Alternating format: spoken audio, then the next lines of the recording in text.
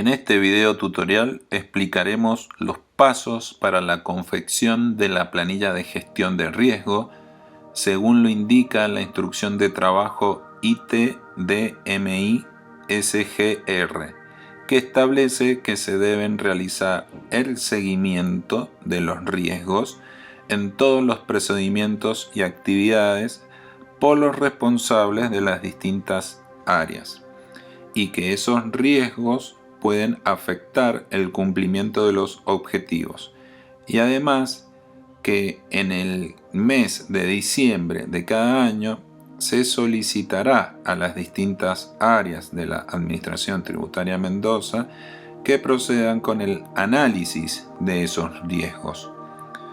Para ello se debe confeccionar la planilla de gestión de riesgos con el fin de dar cumplimiento a lo establecido en la norma ISO 9001/2015, teniendo en cuenta el concepto de riesgo establecido en el punto 379. El punto 379 habla del riesgo como un efecto de la incertidumbre. Por lo tanto, en la planilla deben completarse las siguientes partes.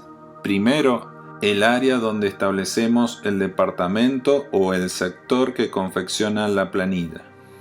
Luego, los procedimientos y las actividades en donde vamos a colocar el procedimiento o la actividad que identifica el posible riesgo, y ese procedimiento o actividad debe ser el mismo que se colocó en el anexo 1 del plan de trabajo anual, con lo cual todos los procedimientos y actividades que coloquemos en esta columna deben coincidir con los procedimientos y actividades que se formularon en el plan de trabajo anual.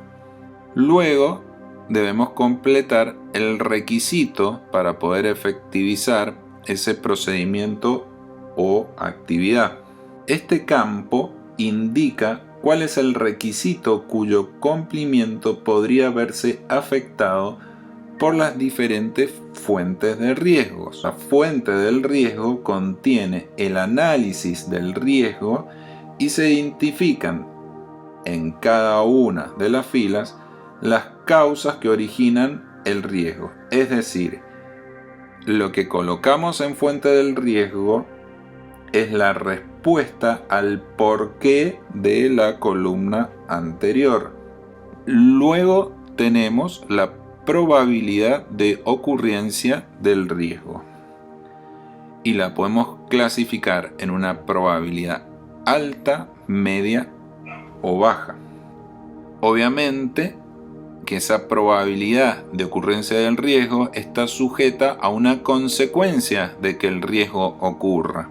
La consecuencia entonces va a medir el impacto, y también puede ser un impacto alto, medio o bajo.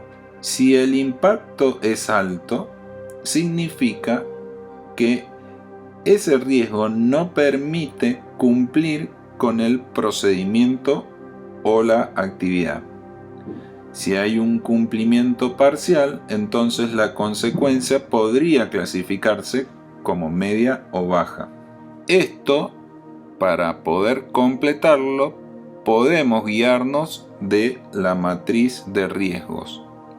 La matriz de riesgos se encuentra en esta solapa, y ahí podemos ver la clasificación de los riesgos según la probabilidad y su consecuencia, con lo cual va a dar una idea de cuál es el tipo de mitigación a definir. Entonces, el tipo de mitigación se completa al identificar el riesgo. Cuando identificamos el riesgo, debemos tomar ciertas decisiones que nos darán la pauta de los pasos a seguir, y debemos colocar unas de las 3 acciones que tenemos ya preestablecidas, que pueden ser asumir el riesgo, eliminar el riesgo o disminuir su impacto. estas acciones podemos guiarnos entonces observando la matriz de riesgo. Si debemos colocar asumir el riesgo, eso significa que no existe ninguna medida de mitigación posible que se pueda llegar a implementar. Generalmente son de origen externo y se producen cuando la probabilidad es baja y su consecuencia también. Otra acción sería eliminar el riesgo, y significa que existe una medida de mitigación que se puede implementar y esa implementación no va a afectar a los objetivos perseguidos por el procedimiento o la actividad. Es decir, se va a poder desarrollar el procedimiento o la actividad preestablecida. Disminuir el impacto implica que existe una medida de mitigación, pero que al implementarla, el objetivo se va a ver afectado en algún grado de cumplimiento para esa actividad o procedimiento. Luego tenemos el número, que es correlativo y enumera las acciones de mitigación, y las acciones de mitigación van a describir la acción concreta para atender el riesgo producido.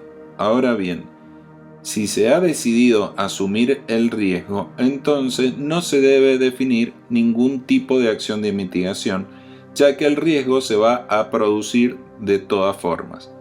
Luego, en registro, debemos colocar no en el caso de no producirse el riesgo y debemos colocar sí cuando el riesgo se produce. Luego tenemos la solapa registro. Debemos ir completando en el transcurso del año, identificando el número de la acción de mitigación con la fecha en donde se efectúa la acción de mitigación. Una vez que la planilla está completa, debemos enviarla de acuerdo a lo que comunique oportunamente el Departamento Gestión por Procesos. De esta forma, hemos hecho una revisión de cómo debemos completar la planilla de gestión de riesgos.